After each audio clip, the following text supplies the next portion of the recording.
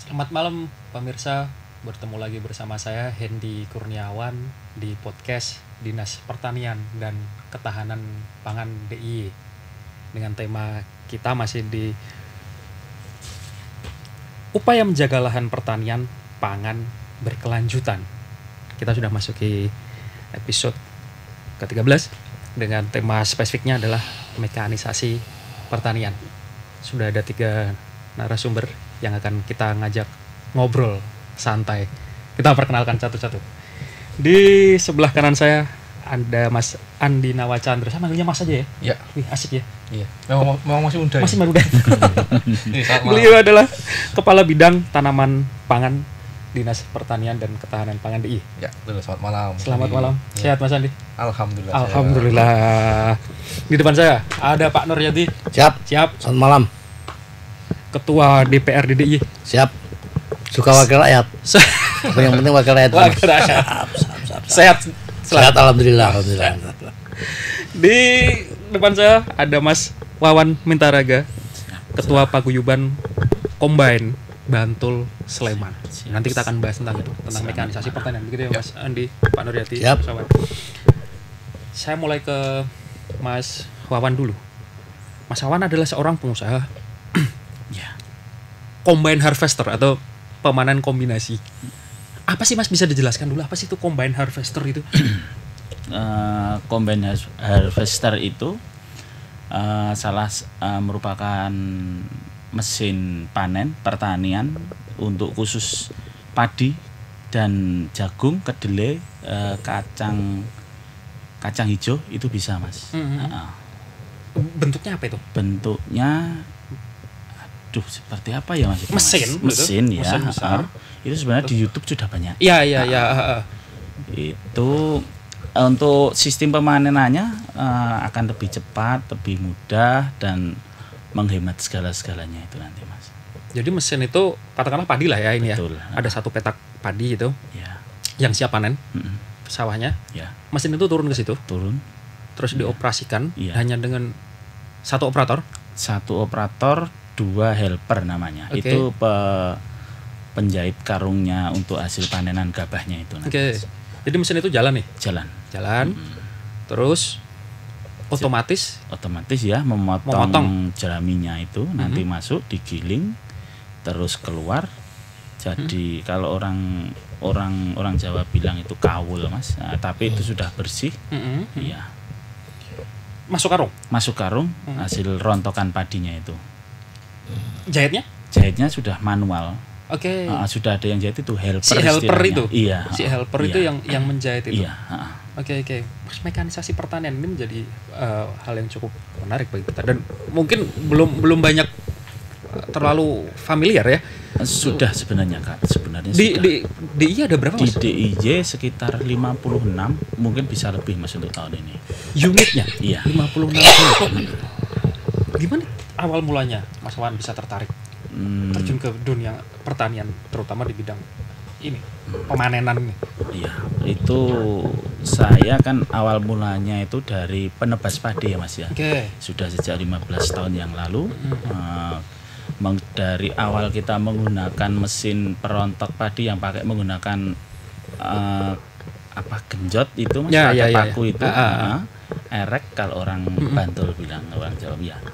Erek manual, kita kayu genjot, terus kemudian tambah lama itu pakai mesin. Mungkin mesinnya itu menggunakan bensin dan operasionalnya itu 1 hari dulu itu saya bisa habis 25.000 untuk bensin Mas. Dan hasilnya gabah pun tidak banyak, mungkin sekitar saya menggunakan kru saya itu di mesin itu bisa 3-5 itu di situ. Nanti panenannya 1000 meter itu kadang kalau hujan seperti ini Mas bisa sampai 3 hari itu baru selesai. Itu kan nanti terus gabah bisa menjadi busuk dan tidak lebih laku. Makanya terus kita mencoba berinovasi, kita dulu terus pakai mesin itu, naik lagi ke mulai tahun berapa? Resa. Mulai mesin itu? Kalau yang mesin ini saya sudah 2014. Ya, 2014 dari mesin yang mini kombi kalau istilahnya. Oke. Iya, namanya Iya, mini iya, kombi, iya, iya. terus itu yang bisa diangkut pakai Pickup. pickup. Pakai pickup itu pun hasil tidak kurang cepat, terus hasilnya masuk naik lagi, akhirnya sekarang yang pakai yang besar itu dimuat dengan truk dia Mas ya. Towing biasanya malah. Ya. Iya kan? Towing itu kebagusan kalau kreativitas. Rolling aja itu istilahnya. Iya, Iya, iya. kalau truknya truk rolling. Kerennya towing, keren. Iya. Dump truck. Iya. Mas, investasinya cukup lumayan kah? Ya, lumayan Mas. Kalau di harga di tulisan itu 498 Per unit. harganya ya. Tapi tergantung, itu kan yang paling besar. Oke. Terus yang agak kecil itu 275 itu dapat diskon 1 juta. Jepang, Eropa, Cina? Jepang ada yang merek Kubota. Oke. Tapi sekarang pakainya yang Maxi itu dari China. Lebih murah. Iya, tapi lebih mahal hasil. Hitungnya lebih murah iya, mahal iya Mas. Tapi itu paling efisien itu malah pakai yang ini China. Mesinnya tuh diesel kah, bensin? Diesel. Diesel kan ya? Diesel iya. Hmm. Diesel industri itu Mas. Diesel industri Iya, makanya. bukan yang semacam downpipe itu. Iya, sudah modern itu. Iya.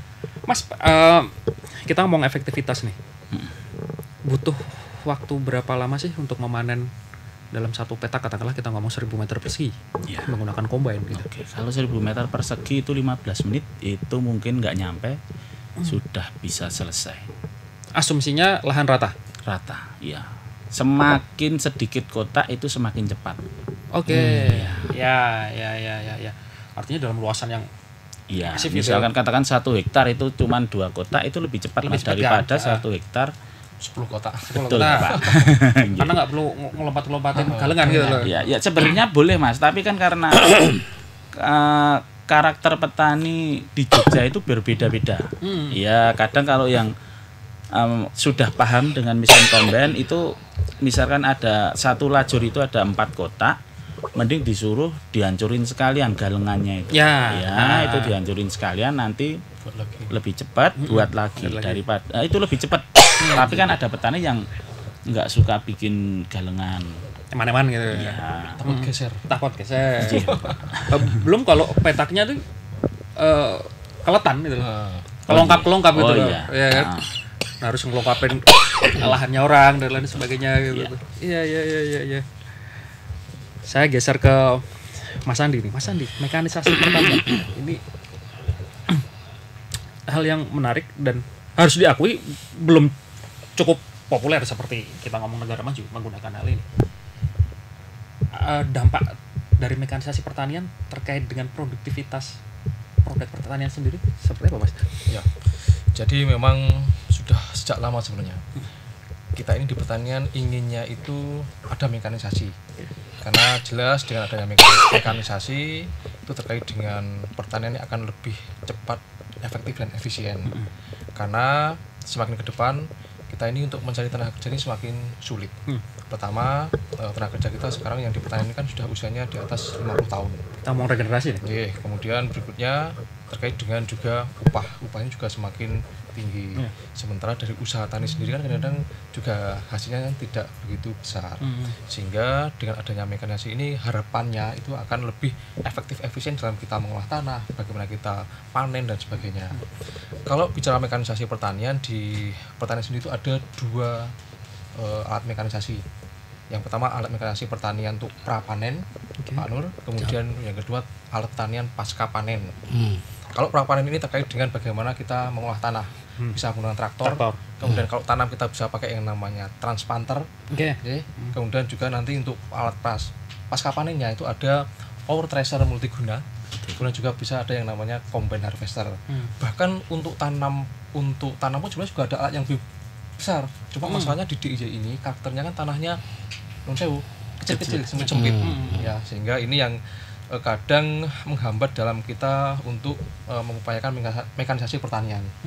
Kita untuk alat prapanen ini kan sudah banyak sekali yang kita bantukan kepada masyarakat.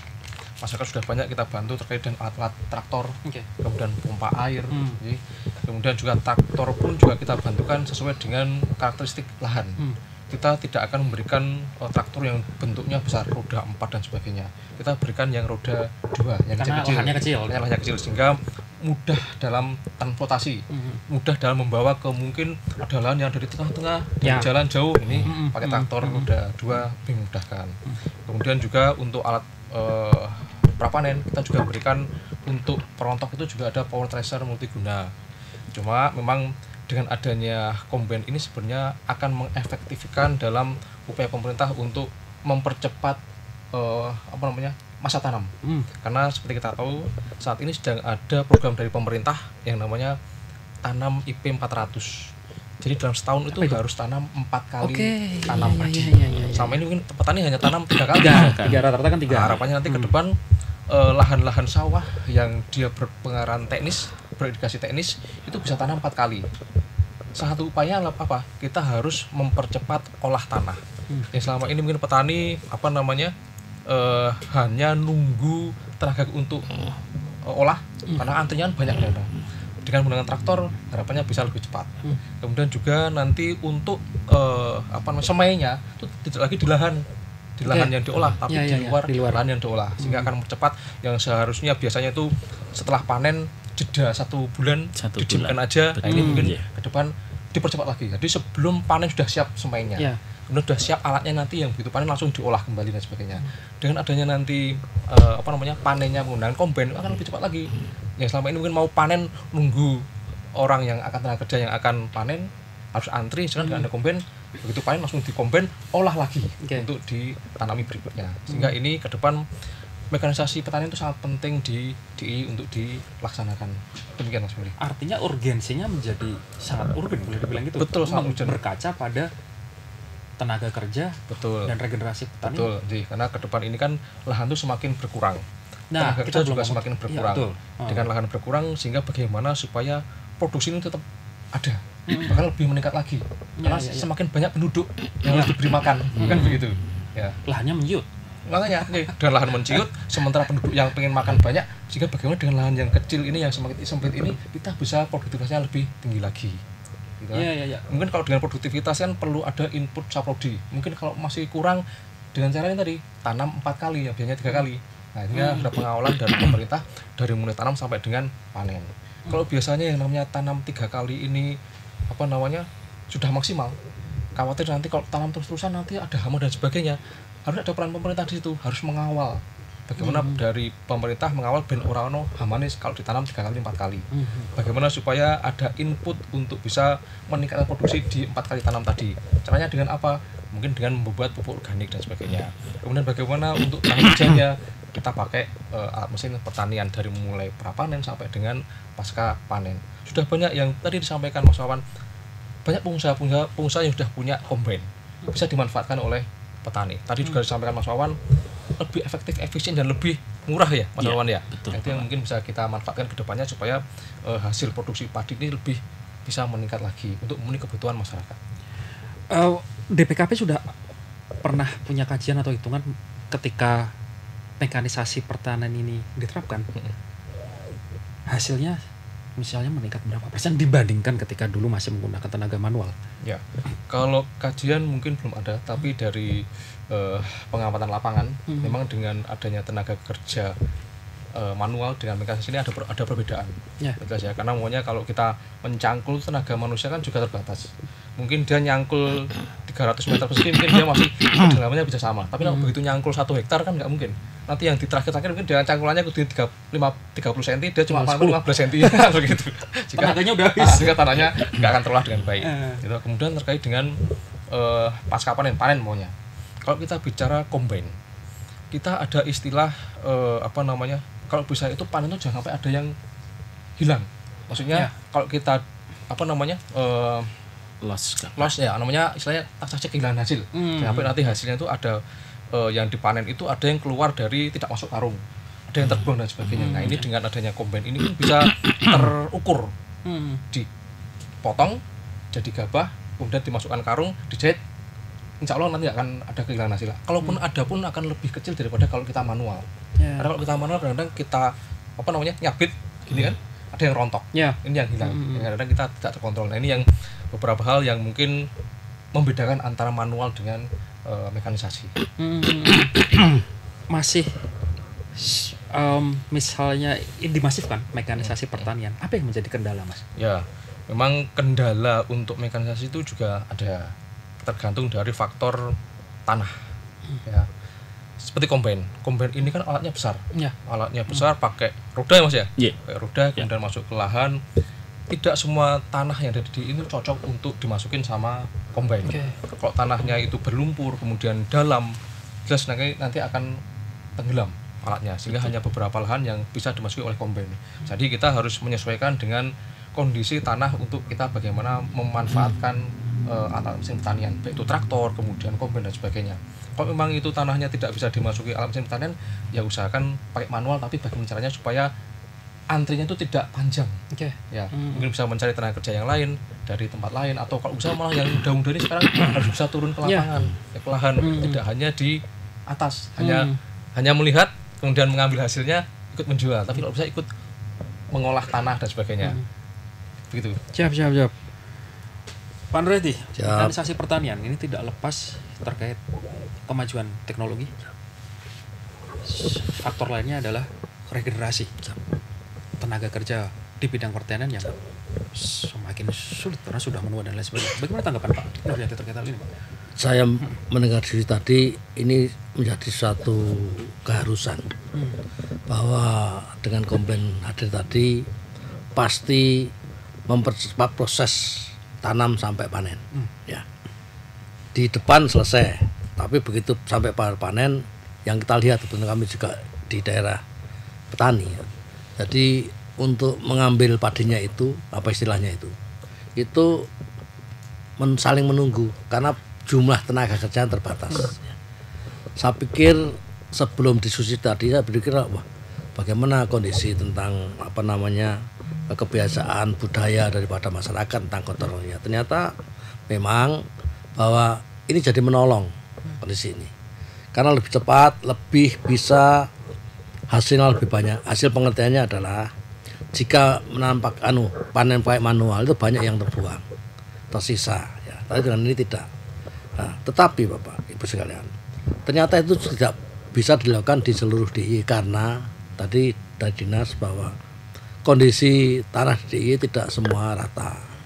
Kondisi ada yang di bawah dan sebagainya. Nah, sehingga pasti kita berpikir bagaimana dengan cara cepat, dengan tenaga kerja yang sebagian hari berkurang, bukan karena sifat gotong royong, bukan itu ya, tapi karena berkurang apa?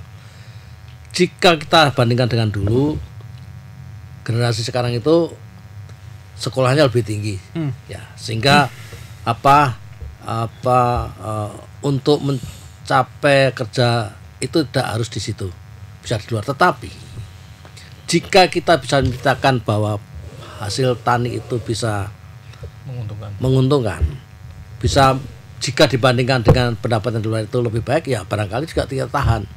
Ya, tetapi saat ini kita belum bisa.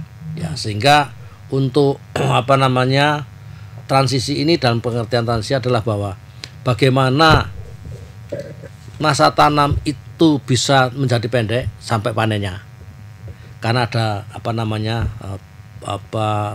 alat baru itu menjadi kita menjadi respect dan cara merespon ini. Yang tadinya pengalaman itu panen 1 tahun 3 kali, dengan ini bisa menjadi 4 kali. Ini yang terpenting karena bagaimanapun tanpa hasil yang lebih cepat, jika pada waktu 3 kali itu ketemunya ada sekian, dengan 4 kali berarti sekian tambah 1/4 atau 2/3 hasilnya kan. Nah, artinya ini kan bisa dihitung dengan rupiah nantinya. Ya. Ini kita yang menjadi baik sehingga dengan begini. Yang ketiga, bahwa ada inovasi daripada pelaku tani taruh taman, Mas Wawan ini. Sekarang mencoba bergeser. Yang dulu mungkin hanya sebagai terbatas untuk tengkorak Mas, Mas? Itu ya, istilah apa Mas? Penebas.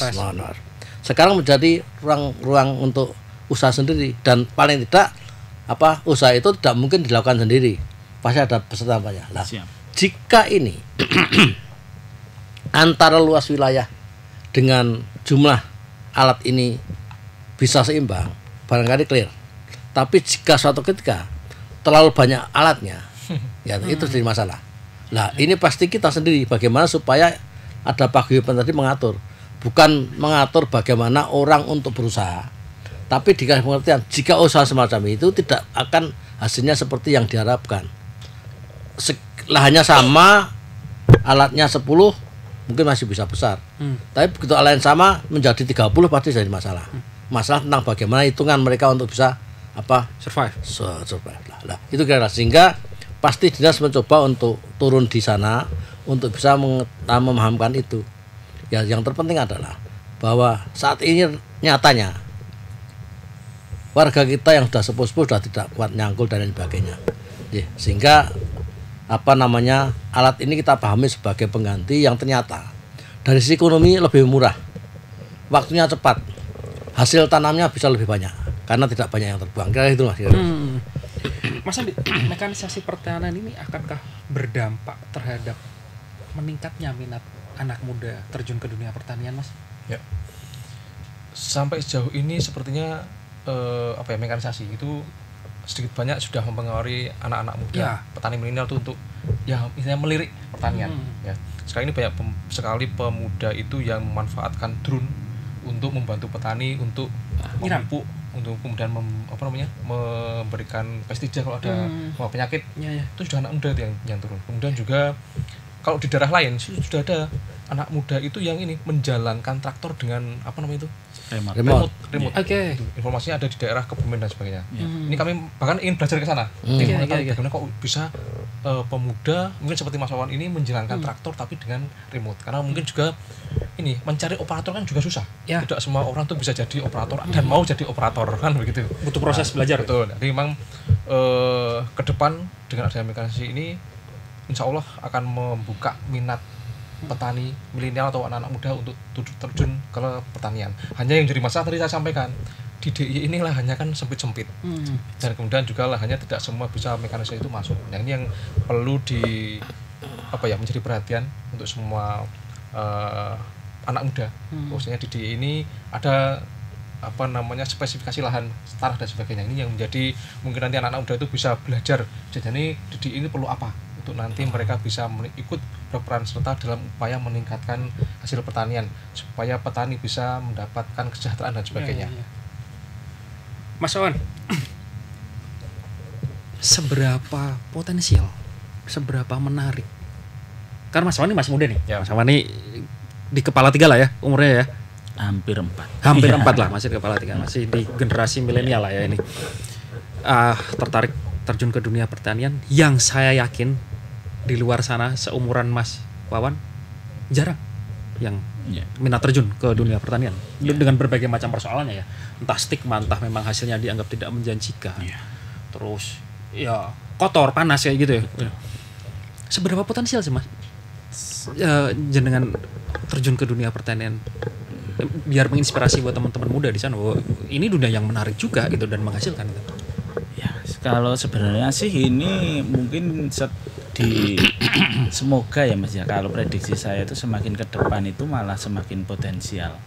Karena apa? Dengan sekarang untuk bulan ini per hari ini harga gabah itu kan seumur hidup saya mengenal di sawah, harga gabah itu kan ini paling bagus Mas. 6.700 Bapak. Itu kan yang biasanya katakan petani itu katakan 1.000 meter itu dulu paling banyak itu bisa terima uang 2.400.000 itu paling bagus. Sekarang bisa 5 juta Mas.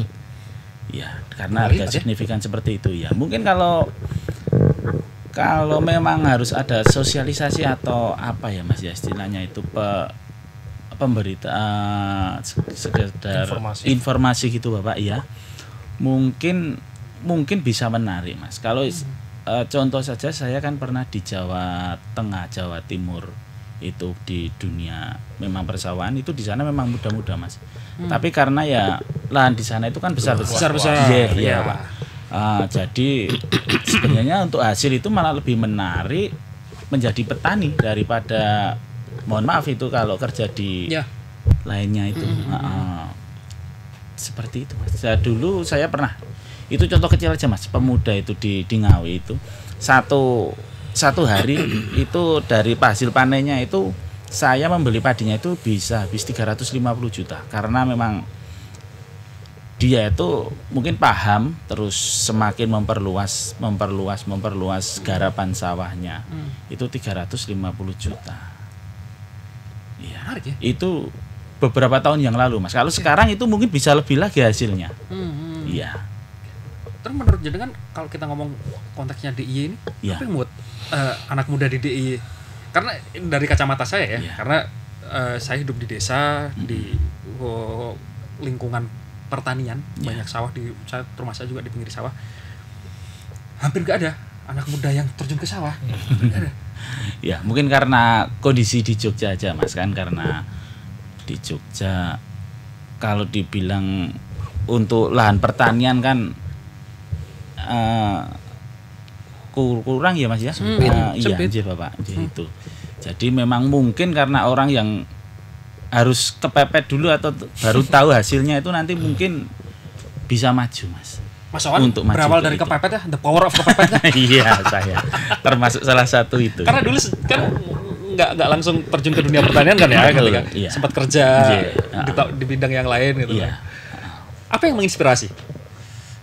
Wah, aku terjun tanduran bayi ya.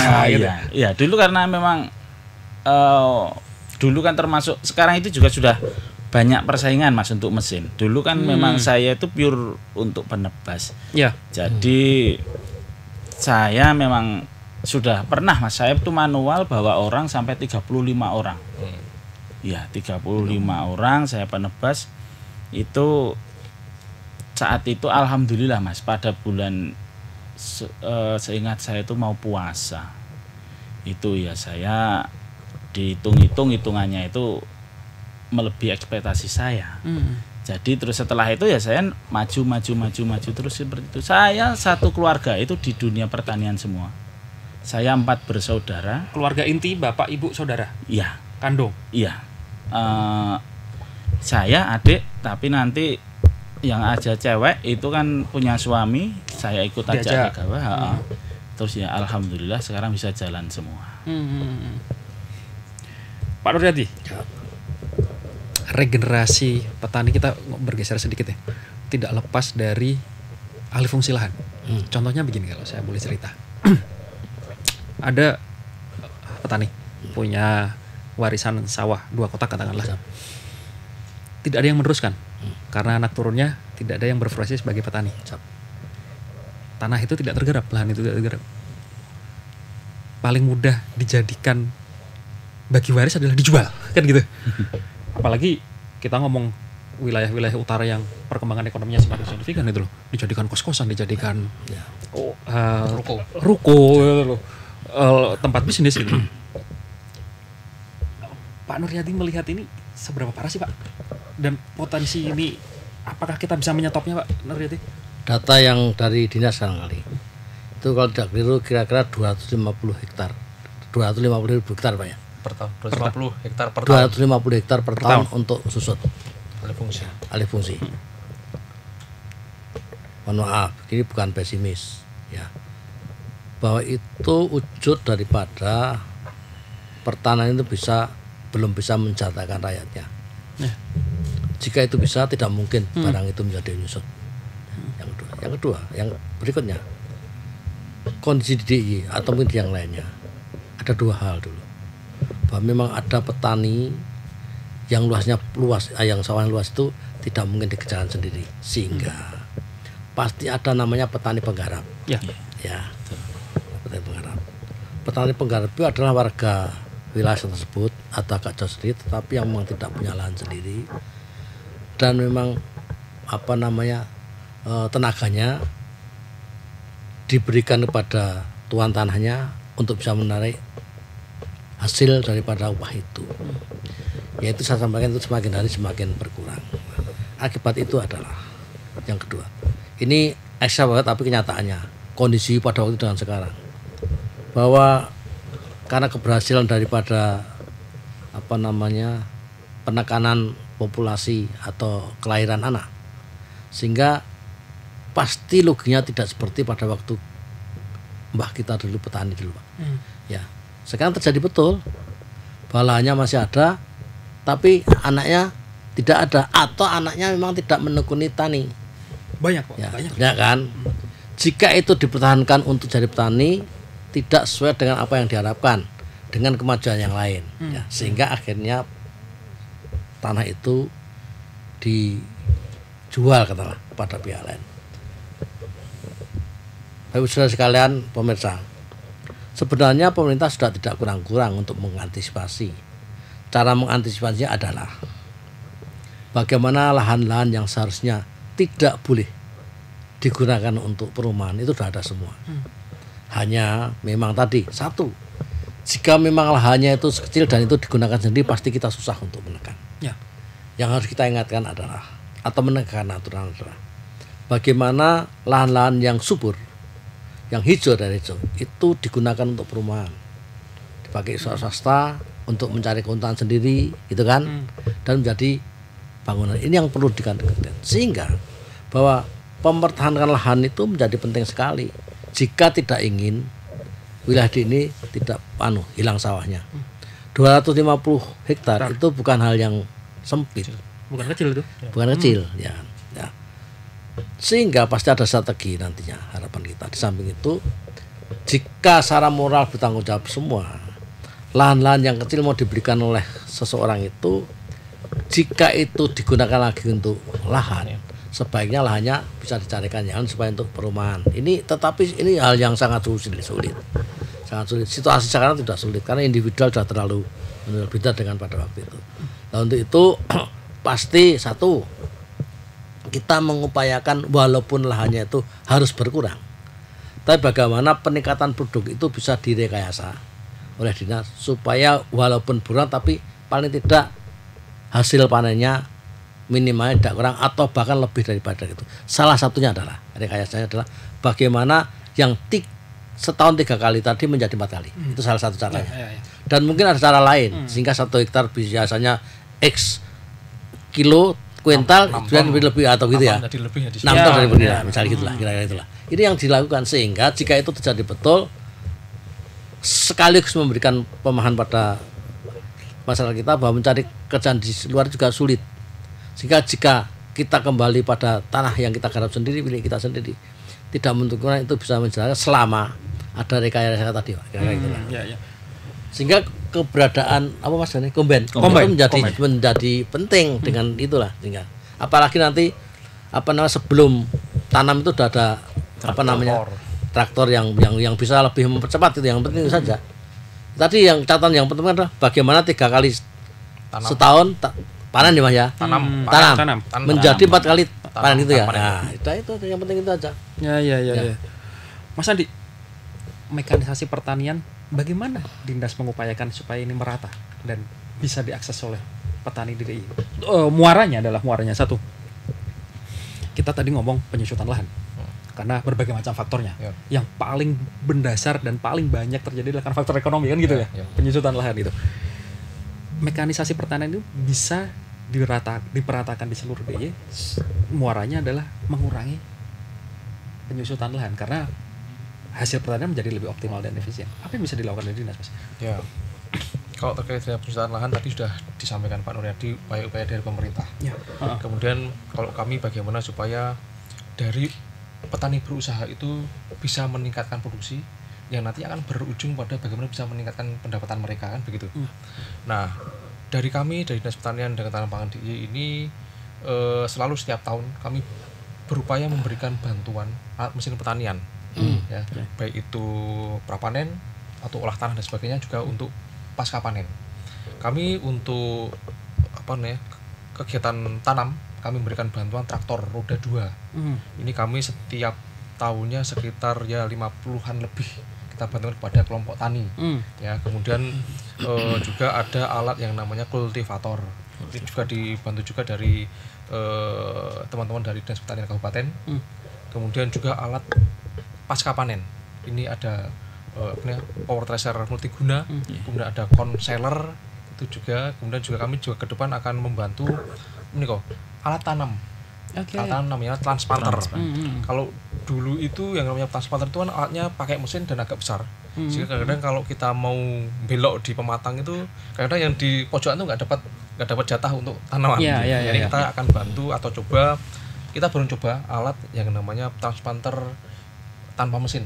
Ya, kita kemarin sudah sempat dengan kabupaten ini mencoba, nanti akan kita coba di kabupaten yang lain. Kalau memang nanti itu bermanfaat, juga kami akan upayakan untuk bisa memfasilitasi kelompok tani supaya nanti mereka lebih cepat dalam untuk olah tanah dan untuk tanamnya. Karena kalau menunggu bulan itu kadang agak lama, sehingga kasihan tanahnya. Tanahnya juga kasihan petaninya. Iya, tanahnya nganggur, sementara petaninya juga jan-jannya pengen nanam nih karena ranowo akhirnya mundur. Itu akan berdampak pada tanam berikutnya dan hasil juga. Jadi ke depan kami dengan dana yang ada baik dari APBD APBN kami juga berupaya memfasilitasi petani, kelompok tani yang mereka nantinya dapat mengolah tanah dengan cepat tanpa harus menunggu giliran, dan juga nanti bisa pasca panennya juga lebih baik lagi hasilnya yang diambil sehingga nanti dapat meningkatkan pendapatan mereka. Oke, Mas Wawan, kita ngomong apa yang dilakukan oleh Mas Wawan. Permodalan ini bukan hal yang sederhana gitu untuk berbisnis seperti Mas Wawan. Gimana awalnya bisa mendapatkan modal yang artinya mahal nih kalau saya ngelihat tuh? Kami dari mulai awal berusaha itu sudah bersahabat dengan yang namanya bank, Mas. Iya. Sejak Pak Kur? Iya, sejak Pak SBY mungkin ya, zaman Kur itu pertama kali meluncurkan itu kita sudah menikmati sampai detik ini. Kemarin saya untuk pengadaan beli mesin baru terakhir itu juga masih dari Kur. Itu kan memang dari Dinas Pertanian, dari Pertanian Pak, Kementerian Pertanian itu memang mengadakan khusus untuk Alinstan Kurnya itu. Kur Alsintan. Itu saya sudah menikmati itu. Mungkin di DIY itu setahu saya itu ada 2 kalau nggak salah. Ya saya yang dari Sleman dan dari Bantul itu ada. Itu kur khusus untuk petani? Untuk mesin. Kur untuk Alsintan, untuk bagi kelompok tani atau gapoktan yang ingin mengambil mesin pertanian itu bisa menggunakan kur Alsintan itu. Bunganya 0,6. Ya. Artinya ya pemerintah sudah memberikan cukup banyak, sudah memfasilitasi jalan gitu loh. Iya betul. Terus alat ini kan tidak gampang diakses oleh person-person petani gitu loh, karena memang harganya mahal gitu loh. Artinya yang bisa diupayakan adalah seperti Mas Wawan yang sebagai pemilik, dan operator untuk memberikan jasanya di situ. Ada kemungkinan nggak nanti di suatu saat ini akan bisa diakses oleh para petani langsung? Punya potensi nggak sih, Mas? Tergantung kemauan. Iya, sebenarnya tergantung kemauan aja, Mas. Artinya bahwa ketika hasilnya menjanjikan, mereka bisa mengalokasikan untuk investasi alat ini, bukan tidak mungkin nggak ya? Iya, benar. Tapi juga tadi seperti disampaikan Pak Nuryadi, harus juga dipetani landi itu berapa. Oh ya, alat mesinnya berapa. Jangan sampai nanti sudah ada sekitar 65 kombain, kemudian lahan di itu kan tadi semakin menyempit. Sementara ada potensi tadi kalau melihat ini kan, katanya kok kombain ini berprospek, pada beli kombain. Nanti akan semakin menyusut nanti pendapatannya Mas Wawan. Penyusutannya sangat besar, 250 hektar. Iya kan? Jadi memang harus pintar-pintar melihat peluang. Pak Nuryadi, siap. apa yang perlu dilakukan oleh kita semua kita tidak ngomong sektoral, legislatif, eksekutif, juga masyarakat, untuk meningkatkan kesadaran jangan sampai mengurangi luasan lahan pertanian dengan cara bertani langsung? Ya, satu, bahwa petani itu prospek ekonominya jelas. Karena makan belum tergantikan kan gitu ya? Iya, satu itu. Sehingga rangsangannya itu adalah satu. Bagaimana pada waktu awal menanam itu harga bibit pupuk itu bisa dijangkau. Harga jual panenannya itu bisa melebihi yang hitungannya. Kan dari awal, artinya perhitungannya pasti dari awal sampai akhir, ya. dan termasuk bagaimana produk panen itu, pertanian itu menjadi meningkat melebih maksudnya ya. Dan bagaimana tadi panennya itu bisa lebih cepat. Itu sehingga ini jika tidak itu sulit. Pasti apa namanya pengalihan fungsi itu sangat terjadi. Walaupun kalau soal bagaimana pemerintah membatasi saya pikir sudah. Hanya penegakan hukumnya saja lah yang dilakukan. Tanpa itu susah itu. Kalau dibiarkan pura-pura tidak tahu itu kan banyak toleransi itu kan susah. Sehingga mana jika aturan itu harus toleransi, jika ada mestinya peraturan nggak ada toleransinya. Tapi sering di lapangan tadi sampaikan sisi yang lain punya bapak udah nggak ada, anaknya 2 tidak punya tempat tinggal, caranya untuk mengatasi misalnya gitu kan. Nah itu yang mestinya nggak ada toleransi, tapi pasti ada suatu hal yang untuk dibijaksanai lah. Sehingga yang terpenting adalah jika memang nanti pengampunya dinas pertanian tentang pertanian itu bisa menjadi apa namanya harapan untuk hidup lebih daripada itu, bisa ekonominya bisa seperti yang lain yang setara tentunya, itu bisa apa namanya bisa tertarik di situ. Kalau enggak sulit, karena kalau tadi sampai penjelasan sampaikan Mas Andi, banyak namanya petani itu ya panas ya kotor gitu kan. Yang itu kan tidak berminat kalau hasilnya tadi hanya sama dengan yang tidak kotor atau yang bersih dengan yang sama, dengan kondisi yang sama gitu. Itu yang terpenting itu. Sehingga ya kita gimana kalau di itu kita bisa lihat semua kok bahwa sawah-sawah sudah berpindah fungsi semua gitu kan. Sehingga siapa yang salah itu kan, kesadaran itu. Tetapi kesadaran itu harus memang ada pada masyarakat sepanjang secara ekonomi mereka juga terjamin. Tanpa itu enggak. Sudah banyak yang dilakukan apa namanya pemerintah untuk itu. Tapi apa merubah keinginan untuk cepat hasilnya besar itu yang tidak bisa kita hindari. Daripada gitu kan udahlah kita jual, tidak berhitung panjang. Pak akibatnya itu seperti apa nantinya. Nah ini yang terpenting. Apalagi tanah Jogja mahal. Banget. Mahal dan banget. Ya. Emang harus kita ini harus melihat ke depan jauh sekali, Pak. Jadi sekarang ini kan kalau informasinya kan sudah banyak negara yang mengurangi ekspornya. Sudah hampir 22 negara kalau salah mengurangi ekspor keluar. Tidak lepas dari kondisi geopolitik. Karena kondisi geopolitik, kondisi iklim dan sebagainya. Sehingga ke depan benar-benar bagaimana kita bisa memanfaatkan lahan ini untuk produksi, untuk mencukupi kebutuhan masyarakat kita. Ya, itu yang harus kita perhitungkan ke depan. Karena memang pertumbuhan ekonomi akan berdampak. Dengan jelas pertumbuhan ekonomi akan berdampak terhadap tadi salah satunya alih fungsi. Tidak masalah, yang penting bagaimana nanti ke depan tetap bagaimana kita bisa menjaga kebutuhan kecukupan pangan untuk masyarakat. Itu yang paling penting ya. Apalagi kemarin Covid sudah memberikan pelajaran buat kita ya. Di masa Covid banyak sekali sektor yang misalnya gulung-kum tidak bisa tumbuh, tidak tapi alhamdulillah pertanian itu sampai dengan 10% ke atas. Ini artinya apa? Artinya yang selama orang masih butuh pangan tuh tetap ada pertanian, kan begitu. Seperti tadi sampaikan Pak Nuryadi, ya bagaimana kita pemerintah supaya menjaga meskipun kita ada alih fungsi dan sebagainya, kita bagaimana tetap bisa meningkatkan produksi, juga bagaimana menggunakan teknologi dan sebagainya untuk tetap kedepannya nanti menjaga kebutuhan pangan masyarakat. Dan yang penting Mas, kemarin kita pernah diskusi tentang lahan tidur, lahan marginal. Itu coba kan itu harus memang jika itu konsekuensinya anggarannya besar ya enggak apa-apa. Untuk menutup dioptimalkan Iya, menutup apa yang ada fungsi yang hijau tadi, Pak. Betul, ya itu yang terpenting itulah. Seberapa luas, Mas Andi? Kalau lahan marginal itu banyak, hanya mungkin perlu biaya dan tenaga ekstra untuk bisa memanfaatkan lahan marginal tadi. Karena jelas lahan marginal itu misalnya tanah yang berbatu, volume tanahnya kurang. Kemudian mungkin lahan pantai itu juga bisa dianggap sebagai lahan marginal. Sekarang sudah dimanfaatkan lahan Kulon Progo subur. Ya, lahan pantai Kulon Progo, lahan pantai Bantul sudah dimanfaatkan untuk bawang merah, cabai, semangka, buah-buahan dan sebagainya. Nah itu kita nanti mungkin bisa cari lahan-lahan lain yang mungkin masih memungkinkan untuk kita ubah untuk menjadi lahan yang bisa untuk pertanian. Nanti kita bisa upayakan dengan bantuan pemerintah. Mas Andi, kurangnya populasi pertanian, dinas punya data kah? Misalnya dalam kurun waktu kurang populasi gimana? Kurangnya populasi petani. Jumlah petani. Jumlah petani. Apakah ada datanya, Mas? Kalau Dalam data ada, ya data ada. Seberapa penyusutannya seberapa besar, Mas? Kalau penyusunannya saya kurang paham, tapi sekarang posisinya itu sekarang yang usianya di atas 50 itu sekitar 80-an%. Sementara lainnya tuh petani-petani muda.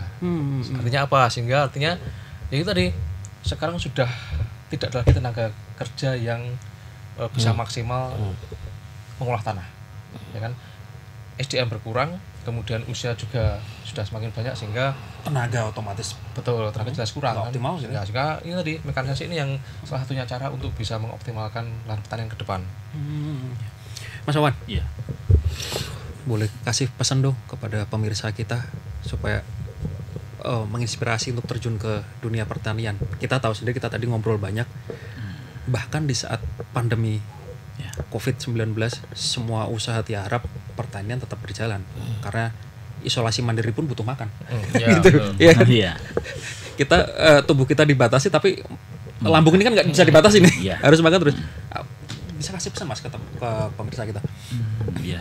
Kalau pesan saya sih untuk mungkin semakin ke depan itu untuk petani muda mungkin tetap akan menjadikan hasil, Mas, dengan ya mungkin berpengaruh di iklim ya Bapak ya, dan akan menyediakan untuk hasilnya itu nanti mungkin jelas akan lebih mahal, Mas. Yang jelas beda lah petani Potensial, zaman ya? dulu sama yang akan datang itu lebih enak yang akan datang, dan contohnya itu saya, Mas. Ya, itu saja. Artinya jangan ragu untuk terjun ke dunia Iya, pertanian, benar. karena pertanian tuh sangat menghidupi, sangat potensial Iya. dijadikan sumber penghidupan kan begitu. Sebenarnya itu ladang emas loh, Mas, petani. Oke, ya. Pertanian, ya.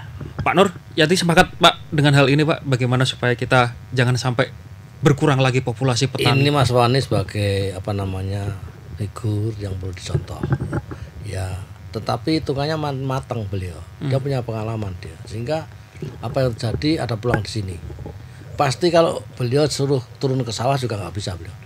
Tapi kalau bicara pertanian itu pasti ada yang turun ke sawah, ada yang lainnya untuk mendukung itu. Nah, jika masih belum mampu atau belum mau turun ke sawah karena becek dan sebagainya, bisa dari yang lain. Sehingga kepentingan pertanian itu bisa ada anak muda masuk situ. Syukur mereka maksimal bisa turun betul itu dan hasilnya bisa dinikmati, itu yang penting. Sehingga jika bicara pertanian dan petani itu sebenarnya kita nggak perlu tidak perlu malu di situ. Tetapi pasti pemerintah kita harapkan dari awal sampai akhirnya itu betul terjawab. Sering petani ngeluh karena pupuk. Yo. Ya. Iya. Berikutnya nanti mengeluh karena harga jualnya Murah. turun. Ya. Kalau enggak ada yang beli, kalau komunitas yang lain. Ini perlu diyakinkan sehingga masyarakat itu, pemerintah bisa datang untuk meyakinkan itu. Bagi kita pasti yakin, kita yakini bahwa ada saja yang mencoba ke sana lah untuk gitu. Ya.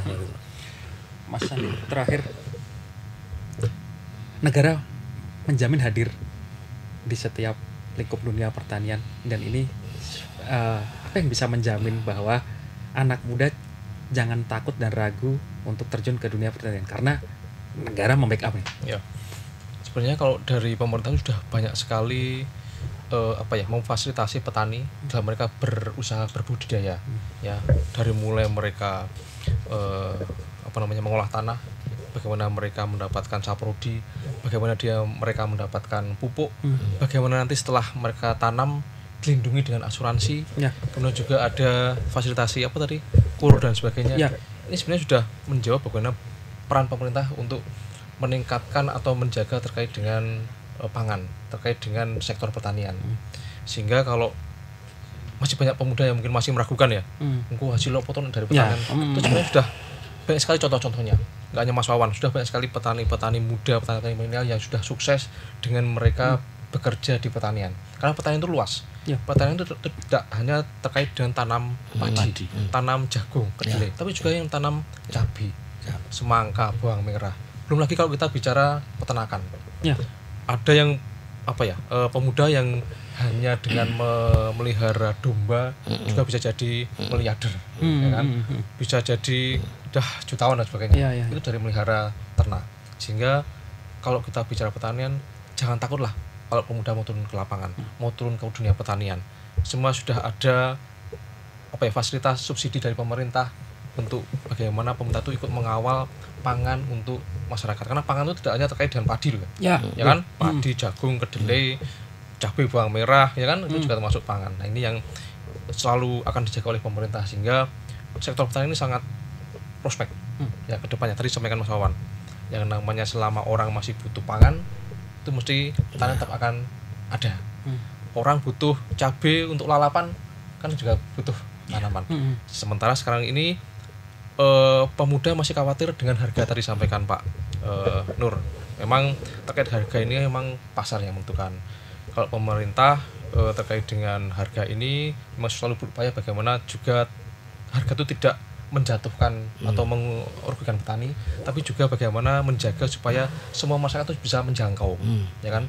Kalau umumnya padi, beras harganya terlalu tinggi, mungkin juga akan dijaga oleh pemerintah supaya masyarakat lain itu juga bisa mengakses beras untuk konsumsi. Ya. Kalau dari sisi kami, sebenarnya kami juga senang dengan harga gabah mahal, tapi di satu sisi harga gabah mahal jelas akan berpengaruh ke harga berasnya.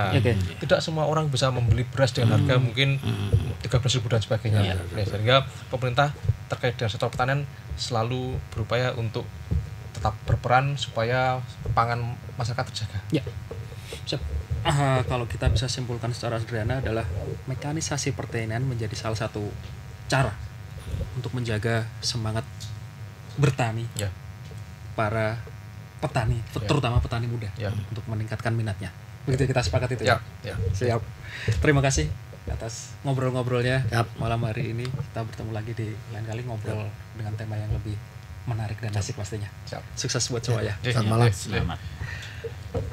Begitu pemirsa, obrolan podcast Dinas Pertanian dan Ketahanan Pangan DIY episode ke-13 kali ini. Bertemu lagi di obrolan selanjutnya. Wassalam.